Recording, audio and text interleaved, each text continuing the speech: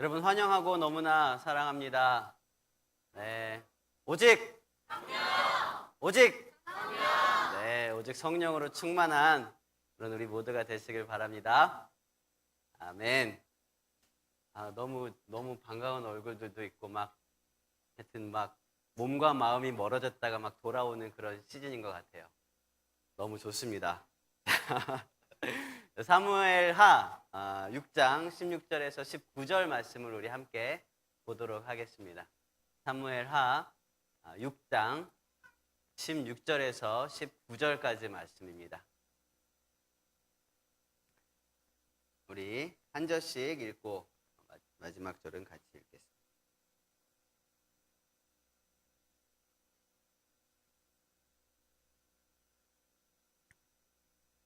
제가 먼저 읽겠습니다. 여호와의 궤가 다윗성으로 들어올 때에 사울의 딸 미갈이 창으로 내다보다가 다윗 왕이 여호와 앞에서 뛰놀며 춤추는 것을 보고 심중에 그를 업신여기니라.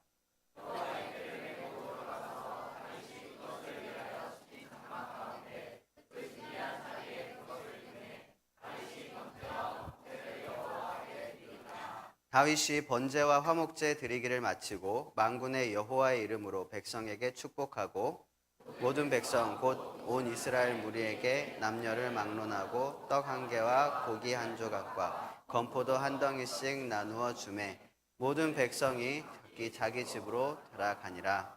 아멘. 네, 많이 덥죠? 네, 그래도 많이 좀 시원해졌습니다. 덥지만 그래도 지난주 월요일이 입추였어요. 네, 감사합니다. 이런 적극적인 리액션. 그러니까 여름 다 지나고 이제 가을이 시작됐다는 거죠. 벌써 가을이 일주일이 지나갔다는 것입니다. 참 더웠지만 특별히 유난히 이 여름에 좀 더웠던 것 같아요. 올해는. 그렇지만 이제는 다 지나가고 이제 점점점 시원해지는 날씨가 될 겁니다. 여러분 여름 하면 딱 떠오르는 게 뭐가 있습니까? 그렇죠. 단기 선교가 떠오르죠. 맞아요. 모기나 수박이나 바다 이런 것보다 단기 선교가 떠오르는 것 같아요. 우리는 영적 공동체니까요. 했습니다. 단기 선교가 떠올라요. 많은 우리 청년들이 단기 선교를 하고 있었거든요. 그리고 또 떠오르는 게 뭐가 있습니까? 수련회. 그렇습니다. 수련회가 떠오르죠. 성경학교 수련회가 떠오릅니다. 이거 옆구리 찔러서 네, 빼놓을 수 없는 게 수련회예요. 수련회. 네, 지금 수련회는 이제 교육부에서 많이 진행을 하고 있죠. 다 끝났죠. 교육부를 담당하고 계신 우리 김상진 목사님 아시죠? 이 목사님이 제 동기 친구 목사님입니다. 네, 그렇습니다. 제가 너무나 좋아하는 우리 목사님인데 이 김상진 목사님이 여름에 단기 선교도 가고 또 여름 중고등부, 유초등부, 유치부, 유아부, 성경학교 수련회 이렇게 다 이렇게 준비하고 또 참석하고 그렇게 하느냐고 굉장히 바쁜 여름을 지내고 있는 것 같더라고요. 다행히 우리 젊은이 교회는 단기 선교만 딱 이렇게 하고 수련회는 우리가 주관하지는 않잖아요. 그래서 조금 나은 것 같지만 그래서 중고수나 PP 캠프를 제가 꼭 이렇게 방문을 해보거든요. 그러면은 거의 대부분이 이제 청년 교사들이 많더라고요. 그래서 꼭 방문해서 제가 응원을 하고 그렇게 하려고 합니다. 이번 여름에도 중고등부 수련회도 가보고 PP 캠프도 유초등부 수련회도 한번 가봤어요. 근데 제가 이렇게 중고등부 수련회나 유초등부 수련회를 가면 갈 때마다 이렇게 꼭 느끼는 게 있어요. 뭐냐면 우리 동기 김상진 목사님을 보면서 참 느끼는 게 많은 거예요. 김상진 목사님이 찬양을 할 때 막 이렇게 점프를 막 하면서 찬양을 하는 거예요. 저도 예전에는 잘 뛰었거든요. 근데 어느 순간부터는 잘 못 뛰겠더라고요. 다른 게 문제가 아니라 체력이 안 되는 거예요. 한 3분 정도를 뛰고 나면 그 다음에 숨이 턱까지 차고 막 다리가 풀려가지고 그 다음부터는 한번 뛰기 시작했으니까 또 좀 더 뛰어야 되잖아요. 근데 멈추기는 어렵고 막 그래서 잘 막 이렇게 못 뛰어요. 그래서 제가 체력이 안 돼가지고 아까 전사님이 시작할 때 잠깐 얘기를 했지만 줄넘기를 지난주에 우리 엘더 모임 할 때 줄넘기를 그래 내가 이제 좀 해보겠다 그렇게 딱 결단을 했습니다. 근데 아직 줄넘기를 못 샀어요. 집에 줄넘기가 없어서 아직은 못하고 있어요. 그래서 이제 오늘도 막 너무 찬양하는데 기뻐서 막 뛰고 싶은데 체력이 안 되니까 설교하다가 막 이렇게 다리 풀릴까봐 뛰는 거 빼고 최대한 기쁨을 표현하면서 뛰는 것만 빼고 기쁘게 그렇게 찬양을 하고 있습니다. 근데 우리 김상진 목사님은 너무나 막 이렇게 잘 뛰면서 찬양을 하는 거예요. 이번 중고 수련회 때도 가서 보니까 분명히 요 뒤에 앉아 있었거든요. 근데 찬양 시작하니까 안 보이는 거예요. 찬양 끝날 때 보니까 땀을 뻘뻘 흘리면서 다시 이렇게 오는데 저 맨 앞까지 가서 막 찬양하다가 이렇게 딱 돌아오는 모습을 봤어요. 저는 이 김상진 목사님 보면서 참 많은 도전이 됐고요. 하나님께서도 우리 김상진 목사님 보시면서 예전에 그렇게 기뻐 뛰었던 다윗 왕을 아마 다시 떠올리지 않으셨을까 이런 생각을 하게 됐습니다. 오늘 본문 보니까요 다윗은요 춤추는 자였습니다. 춤췄어요. 성경 표현 그대로 보면 여호와 앞에서 뛰놀며 춤췄다라고 표현되어 있습니다. 뛰어 놀며 춤췄다. 야, 한번 상상해 보세요. 그냥 춤춘 것도 아니고 그냥 뛰기만 한 것도 아니고 뛰면서 놀면서 춤춘 거예요. 이게 돼요? 그렇게 한 거예요. 대단한 것 같아요. 이스라엘 백성들은요 광야 시대를 지나면서 출애굽하고 광야 시대를 지나면서 모세를 통해서 하나님께서 성막을 만들게 하셨고요. 그 성막의 가장 핵심적인 지성소에다가 하나님의 궤를 두게 하셨습니다. 하나님의 궤. 이 하나님의 궤라는 것은요 네모난 그런 나무 박스인데요. 나무 상자인데요. 그 상자 안에는 모세가 받았던 십계명 돌판이랑 또 아론의 쌍난 지팡이 그리고 만나가 한 항아리에 이렇게 담겨져서 그 법궤 안에 궤 안에 들어 있었습니다. 이게 여호와의 궤입니다. 이 여호와의 궤. 근데 이 다윗 시대에는 아마도 다른 두 가지는 이렇게 어떻게 전쟁통에 막 없어지고 모세의 그 십계명 돌판만 딱 남아 있었을 것이라 추정이 돼요. 왜냐하면 솔로몬 시대에는 그것밖에 없었다라는 말씀이 명확히 있었거든요. 그러니까 우리에게 이 궤다라는 것이 주는 의미가 뭐냐면 십계명, 즉 하나님의 말씀이다라는 것입니다. 이 하나님의 말씀, 여호와의 궤가 이 블레셋과의 전쟁통에서 블레셋에게 빼앗겨 버렸어요. 블레셋에게는 별로 중요한 게 아니지만 이스라엘 백성들이 얼마나 중요하게 여기는지 블레셋 백성들이 알기 때문에 전쟁에서 이긴 다음에 그거를 가지고 갔어요. 그리고 나서 다윗이 왕위에 오르면서 다시 전쟁을 통해서 이 블레셋에게 이 궤를 빼앗아 올 수 있게 되었습니다. 근데 이 궤를 찾아오면서도 참 여러 가지 일들이 있었습니다. 여러 가지 일들이 있었지만 천신만고 끝에 이 궤를 다윗성으로 가지고 들어올 수 있게 되었습니다. 그리고 그 궤가 성 안으로 들어오는 때, 이 들어오는 이 순간이 바로 오늘 이 순간입니다. 오늘 본문에 나온 이 순간. 이 궤가 다윗성으로 들어올 때 다윗은 뛰어 놀며 춤추었다라고 오늘 본문에 이야기를 하고 있죠. 여러분 하나님 앞에서 뛰놀며 춤출 수 있는 사람은 많아도 뛰놀며 춤출 수 있는 왕은 별로 없었을 것입니다. 왕. 그 당시에 말이죠. 왕은커녕 한 가정의 아버지만 돼도 뛰지 않았습니다. 그런 게 이제 그 당시에는 관습이었어요. 요즘도 이제 어르신들 이렇게 양반들 보면 이렇게 잘 안 뛰잖아요. 아무리 급해도 걸어 다니시고 그러잖아요. 예배 늦어도 막 걸어오고 막 그러잖아요. 근데 우리 청년들 보면 예배 좀 늦고 그러면 저기 예대 후문서부터 뛰어오잖아요. 그죠? 막 뛰어오고 막 와서 땀 뻘뻘 흘리면서 막 들어온단 말이죠. 늦지 않게. 막 온단 말이죠. 그런데 그 당시에는요, 어른들이나 아버지들이나 한 가정의 가장들은 뛰지 않았습니다. 옷 자체가 다 이게 원피스 같은 옷이었어요. 그러니까 이게 뛰면 어떻겠어요? 불편하기도 하고 막 이렇게 막 걷어지기도 하고 막 그러는 거예요. 그래서 군인이라든지 운동선수 혹은 노예들이나 아니면 어린 아이들 이런 사람들은 막 이렇게 뛸 수 있도록 허리띠를 조이고 그러고만 이렇게 빨리빨리 움직였죠. 하지만 권위 있는 남자 어른들 이런 경우들은 뛰지 않았습니다. 그러나 그 중에서도 왕이라고 하는 이 다윗은요, 뛰어놀 수 있었어요. 뛰었어요. 이 창에서 보고 있던 아내 미갈이 보고 업신여길 정도로 굉장히 막 과하게 뛰었던 것 같아요. 그가 뛰어놀 수 있었던 것은요, 이 다음에 몇 가지 이유가 있었기 때문입니다. 가장 먼저는요, 다윗은 사람들을 의식하지 않았습니다.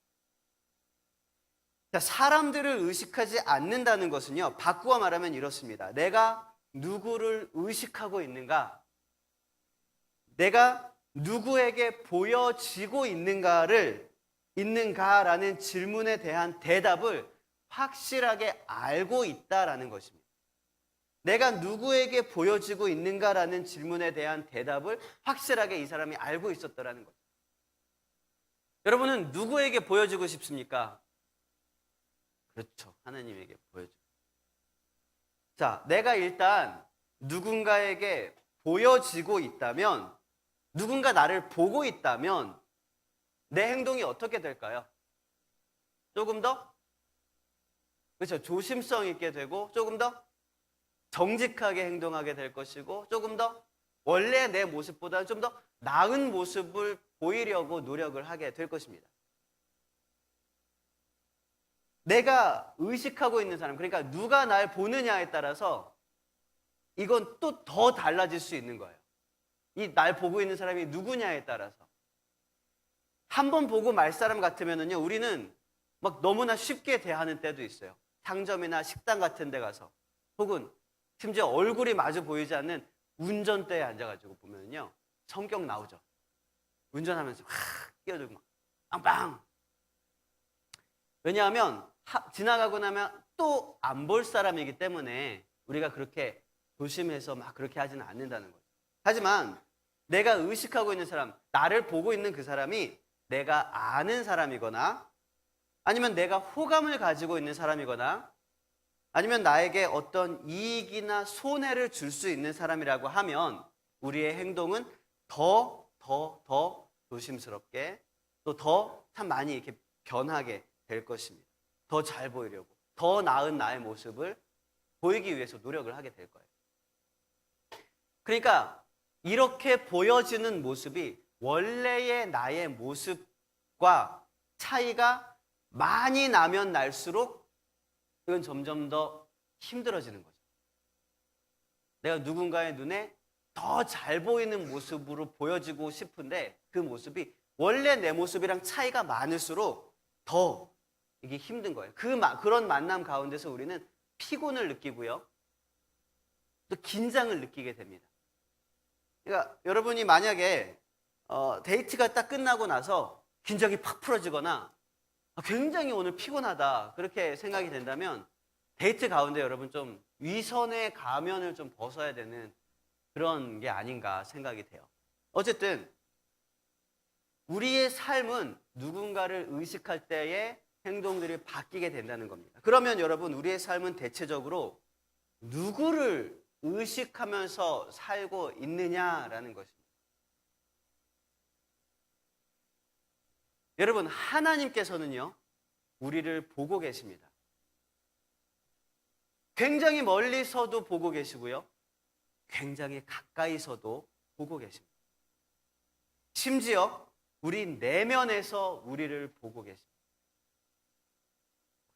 우리의 눈을 통해서 세상을 보길 원하시고 우리의 생각을 통해서 하나님의 역사들을 이루길 원하십니다. 하나님은 우리가 나아가야 할 방향이 뭔지도 알고 계시고 우리가 어떻게 하고 싶어 하느냐도 알고 계십니다. 여러분, 라틴어로 코람데오라는 말이 있습니다. 몇 번 들어보신 분들도 계실 거예요. 무슨 뜻입니까? 하나님 앞에서라는 뜻이죠. 언제나 하나님 앞에 서 있다는 것을 인식하며 살아가는 삶의 방식을 코람데오라고 말을 합니다. 혼자 있을 때도 또 누군가와 함께 있을 때도 우리 곁에는 항상 하나님께서 함께 계십니다. 그것을 인식하느냐 혹은 그렇지 못하느냐의 삶은 우리의 삶의 모든 선택과 행동을 결정짓는 굉장히 중요한 요인이 됩니다. 하나님이 우리와 함께 하신다는 것을 항상 의식하고 살아가는 사람들은요, 오히려 사람들의 눈을 의식하는 것에 대해서 굉장히 자유로워집니다. 오늘 본문의 다윗이 그랬죠. 그는 미갈이라는 여인을 너무나 사랑했습니다. 너무나 사랑해서 아내로 맞이하게 돼요. 조금 더 정확하게 얘기하면 먼저 아내로 맞이했었는데 사울 왕에게 다시 뺏겼다가 다시 그 미갈을 뺏어왔어요. 그래서 다시 아내가 되었습니다. 넌 얼마나 사랑하고 얼마나 사모했는가, 이걸 우리가 볼 수 있죠. 그런 미갈에게 오늘 본문에 보면은요, 조금은 서운할 정도의 그런 표현으로 이야기를 합니다. 왜냐하면 그녀가 하나님 앞에서 뛰놀며 춤추던 다윗을 업신이 여겼기 때문이에요. 다윗에게 있어서는 너무나 사랑했던 여인 미갈이지만 하나님보다 더하진 않았다는 거죠. 그때 다윗이 이렇게 얘기합니다. 21절 말씀이죠. 다윗이 미갈에게 이르되 이는 여호와 앞에서 한 것이라. 그 다음에 조금 섭섭한 얘기합니다. 그가 내 아버지와 그의 온 집을 버리시고, 미갈은 사울의 딸이었습니다. 온 집을 버리시고 나를 택하사 나를 여호와의 백성 이스라엘의 주권자로 삼으셨으니 내가 여호와 앞에서 뛰놀리라. 누구 앞에서요? 여호와 앞에서. 다윗이 뛰어논 것은 여호와 앞에서 뛰어논 것입니다. 다윗은 명확했어요. 사람들을 의식하지 않았죠. 오직 하나님만 의식하였습니다. 그것은 다윗을 자유롭게 했고요, 하나님께서 너무나 기뻐하시는 사람이라고 인정받는 삶을 살게 했습니다. 여러분, 사람의 눈을 의식하기보다 하나님의 눈을 의식하면서 살아갈 수 있는 저와 여러분이 되시길 바랍니다. 다윗이 기뻐 뛰어놀며 춤출 수 있었던 두 번째 이유는요, 이것입니다. 하나님의 궤가, 지금 다윗성으로 들어오고 있는 그 하나님의 궤가 얼마나 가치 있고 소중한 것인지를 알고 있었기 때문입니다. 이 말은 내가 무엇을 소중히 여기고 있는가라는 질문으로 바꿀 수 있겠습니다. 하나님의 궤는요, 아까 말씀드렸듯이 나무 상자였습니다. 나무 상자였고요, 그 위에 이제 물론 금판으로 이렇게 덮여져 있었습니다. 그런데 아마 블레셋에게 가지고 갔다가 그 금판은 아마 거기 블레셋에서 떼어가지 않았을까 싶어요. 어찌됐든 간에 이게 볼품 없는 그런 나무 박스였습니다.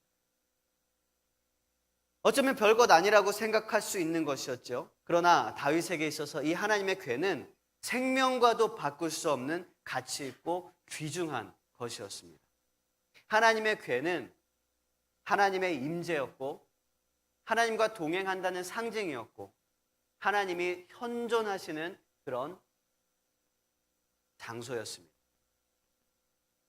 어쩌면 너무나 두렵기까지 한 이 궤를 자신의 성으로 가지고 오는 것에 대해서 다윗은 말로 할 수 없을 만큼 감동을 느끼고 기쁨을 느끼고 설레임을 느꼈던 것입니다.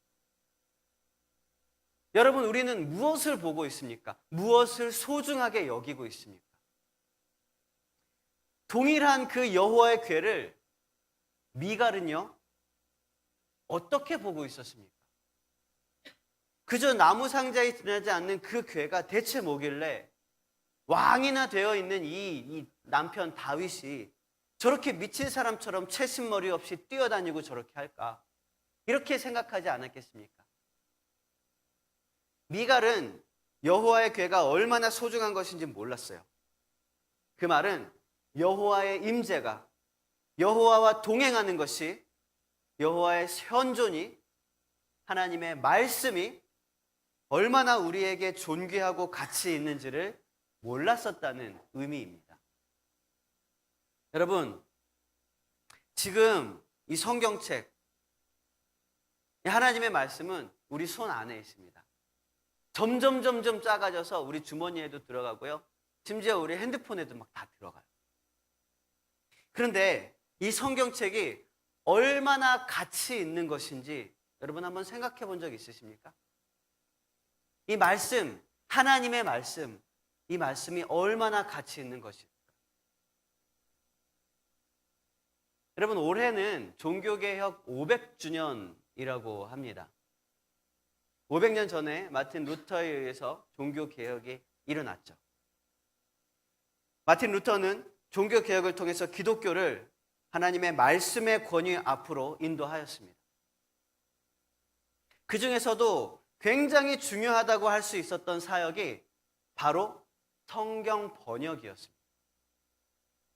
1522년 9월에 마틴 루터는요, 신약 성경을 라틴어에서 독일어로 번역을 했습니다. 독일 사람이었으니까 독일어를 번역했다는 것은 많은 사람들이 읽을 수 있도록 번역을 했다는 거죠. 그 당시 일반 서민들에게 성경이 읽혀진다는 것은요, 어마어마한 감동이었을 것입니다. 그 전까지만 해도 굉장히 어려운 라틴어로 성경이 기록되어 있었기 때문에 목회자들밖에, 심지어 그 목회자들도 다 몰랐어요. 목회자들 중에서 몇 명밖에는 그 라틴어 성경을 읽을 줄 아는 사람이 없었던 거예요. 여러분, 중국에 지하교회가 있죠. 그 지하교회에 성경책이 전해지자 중국인 성도들이 기쁨과 감동으로 그 성경책을 끌어안고 품에 안고 그러고 막 울면서 감동하고 있는 그런 영상을 여러분 한두 번쯤은 보신 적이 있을 것입니다. 여러분, 우리 손에 있는 이 하나님의 말씀은요, 결코 고리타분하고 흔해 빠진 그런 말씀이 아닙니다. 이 말씀에는 생명이 있고요, 이 말씀에는 구원이 있고요, 이 말씀에는 능력이 있습니다. 이 말씀을 통해서 우리는 삶을 살아가는 지혜를 얻을 수 있고요, 영원한 하나님의 나라에 발을 디디고 살 수 있고요, 2000년 전에 이 땅에 계셨던 예수님과 호흡을 같이 할 수 있습니다. 그게 이 성경 말씀이에요. 이 성경 말씀. 여러분, 이 말씀이 얼마나 소중한 것인지, 얼마나 고귀하고 가치 있는 것인지를 깨닫는다면 우리는 이 말씀 앞에서 정말 다윗처럼 기쁨으로 그 말씀을 받을 수 있게 되는 것입니다. 하나님의 말씀, 하나님의 나라, 하나님의 거룩하심의 능력과 가치와 소망이 가슴 깊이 깨달아지고 또 그것을 고백할 수 있는 그런 저와 여러분이 되시기를 주님의 이름으로 축원을 드립니다. 세 번째, 다윗이 여호와의 궤 앞에서 뛰어놀 수 있었던 세 번째 이유는요, 에어컨을 좀 틀어주세요. 조금 더운 것 같아요, 앞쪽은. 세 번째 이유는요, 그는 기뻐할 줄 알았어요. 여러분, 기뻐할 줄 아십니까? 네. 기뻐할 줄 모르는 사람이 어디 있겠어요. 하지만 우리는 어쩌면 기쁨을 잃어버린 세대에 살고 있는지 모르겠습니다. 기쁨을 잃어버렸어요. 무엇을 해도 기쁨이 없는 거죠. 기쁨이 과연 무엇일까요?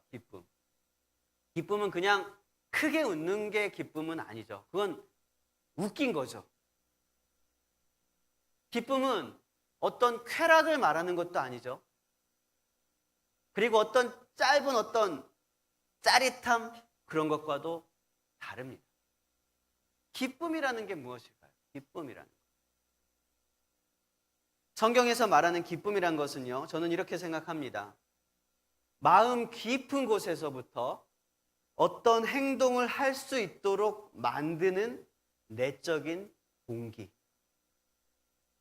마음 깊은 곳에서부터 어떤 행동을 할 수 있도록 만드는 내적 동기가 바로 기쁨이라는 것이에요. 그러나 똑같은 의미를 가진 또 다른 단어가 있는데요. 그게 뭐냐 하면 두려움입니다. 그러니까 우리가 어떤 행동을 하는 동기는요, 기쁨이나 두려움 둘 중에 하나라는 거예요. 잘 생각해 보세요. 우리가 노래를 부르는 것은 기쁨이 동기가 될 수 있죠. 하지만 우리가 집에 들어가면서 문을 잠그는 것은 높은 곳에서는 두려움이 동기가 되는 행동일 수 있을 것입니다. 그런데 상당히 많은 경우에 동일한 어떤 행동에 대해서도 동기가 다를 수 있어요. 예를 들어 동일하게 공부를 열심히 하는 두 학생이 있습니다. 근데 둘의 동기가 달라요. 한 명은 두려움에 사무쳐서 공부를 합니다. 또 한 명은 기쁨에 사무쳐서 공부를 할 수도 있는 거예요. 몇 안 되겠죠. 열심히 돈을 버는 것이나 열심히 운동하는 것이나 다 마찬가지예요. 누군가는 기쁨으로 그것을 할 수 있는 반면에 누군가는 두려운 동기로 인하여 그것을 하게 되는 사람들도 있다는 것입니다. 심지어 신앙생활도 마찬가지입니다. 우리가 나와서 예배드리고 찬양하고 하나님의 말씀을 보는 것이 누군가에게는 이 두려움으로부터 동기가 되는 사람도 있겠지만 누군가에게는 하나님 나라의 소망의 기쁨으로 그런 신앙생활을 해나가는 사람도 있을 것이라는 거죠. 여러분, 그러면 기쁨을 동기로 움직이는 사람과 두려움을 동기로 움직이는 사람 중에 누가 더 행복하겠습니까? 당연히 기쁨을 동기로 움직이는 사람이 훨씬 더 행복할 것입니다. 그런데 우리가 지금 기쁨을 잃어버린 세대에 살고 있다는 것은 모든 행동의 대부분의 동기가 두려움에서 기인한다는 것입니다. 두려움의 근본적인 원인은 무엇일까? 두려움에 대한 근본적 원인을 깊이 들어가다 보면 그것은 죄책감에서 나옵니다. 그러니까 죄책감이 해결되면 우리의 두려움은 해결된다는 거죠.